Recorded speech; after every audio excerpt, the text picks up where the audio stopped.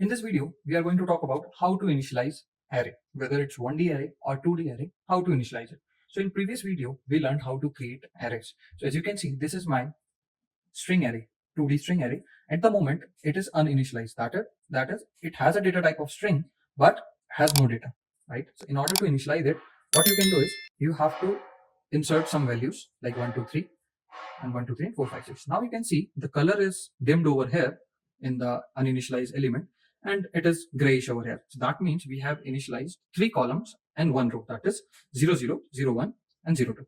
So this is how we initialize 1D or 2D array. One more thing regarding creating arrays, we can create arrays programmatically as well. To create array programmatically, go to array and place this function, initialize array. So here you have to provide element and the dimension size, right? So let's suppose I want to initialize an array of 0, not 0. Let's suppose, I want to initialize array of 5 value, right? And I want to have, let's suppose, 3 columns.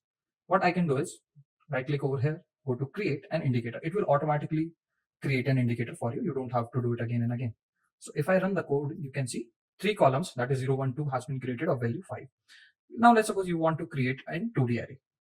So what you have to do is you have to drag it down, delete this, right, and provide the row dimension. Let's suppose I want 2 rows. Place it over here, and then again go to create an indicator. So it will automatically create a 2D indicator for you. Now if I run it, okay, so my mistake. I think the first index is of row and the second index is of column. Now you can see I have 3 rows. If I drag it down, I have 3 rows and 2 columns. So this is how we create a 2D array or 1D array programmatically as well.